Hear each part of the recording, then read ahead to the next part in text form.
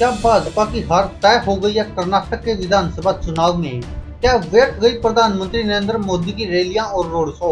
क्या व्यर्थ गए अमित शाह के इतने बड़े बड़े दावे? क्या व्यर्थ गई जेपी नड्डा की इतनी बड़ी बड़ी बातें?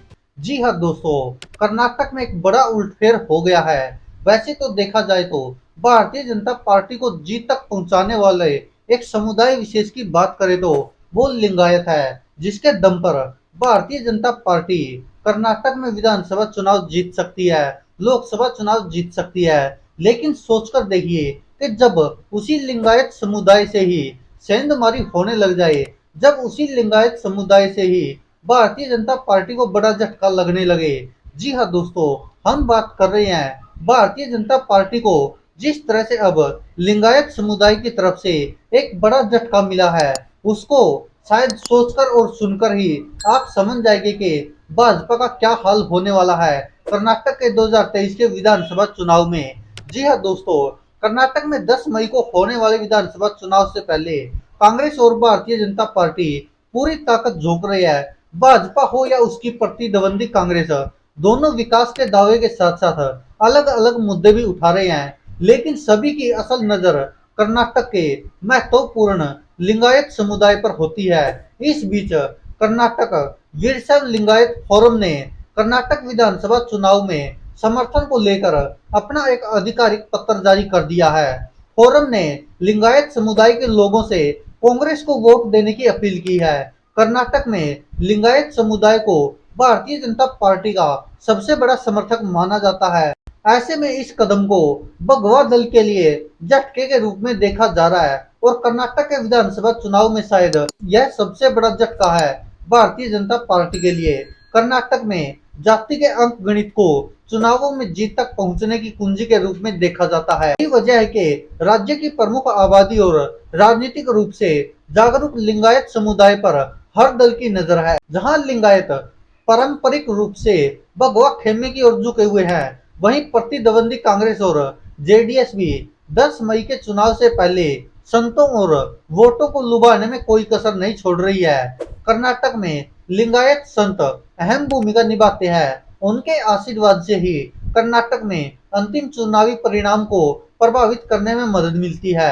भाजपा नेता महेश तेंगिकाई ने अपना नामांकन पत्र दाखिल करने से पहले श्री सिद्धारूढ़ स्वामी मठ का दौरा किया। इस बहाने ये संकेत देने की कोशिश की गई कि भाजपा अपने पारंपरिक लिंगायत वोट बैंक के पास वापस आ रही है। हालांकि उत्तर कर्नाटक के दो लिंगायत मठ के असर वाले इलाके में इस बार भगवे खेमे के लिए राह आसान नहीं होने वाली है।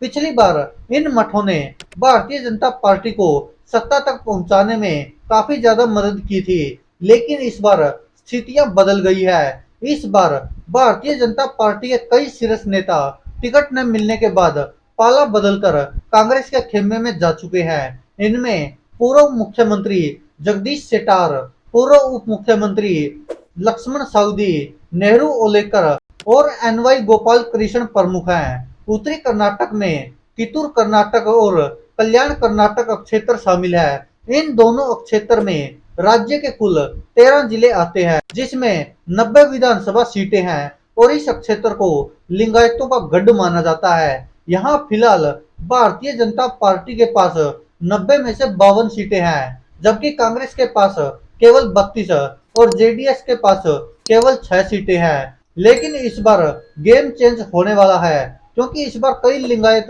दिग्गज भगवा खेमा छोड़कर कांग्रेस के साथ चले गए हैं। ऐसे में इस गढ़ को बचाए रखने की लड़ाई भाजपा के लिए निश्चित रूप से कठिन हो गई है और यह भारतीय जनता पार्टी के लिए एक बड़ा झटका है कि जिस उत्तरी कर्नाटक में 90 में से 52 सीटें भारतीय जनता पार्टी जीती थी लिंगायत समुदाय के दम पर और कांग्रेस के पास केवल 32 सीटें थी, अब की बार यह प्लान चेंज होने वाला है, क्योंकि यह उल्टा भी हो सकता है, क्योंकि लिंगायत समुदाय के बड़े बड़े नेता कांग्रेस में जा चुके हैं। अब तो फोरम ने भी यह घोषित कर दिया कि कांग्रेस को वोट देने हैं, तो इससे कहीं न कहीं भारतीय जनता पार्टी के लिए एक बड़ा झटका माना जाएगा, क्योंकि जिस एरिया में या जिस एरिया को कर्नाटक में भारतीय जनता पार्टी का गढ़ माना जाता है, कांग्रेस ने वहीं पर सेंधमारी कर लिया है, तो बाकी जगहों का हाल क्या होगा वो तो आप खुद ही सोच सकते हैं।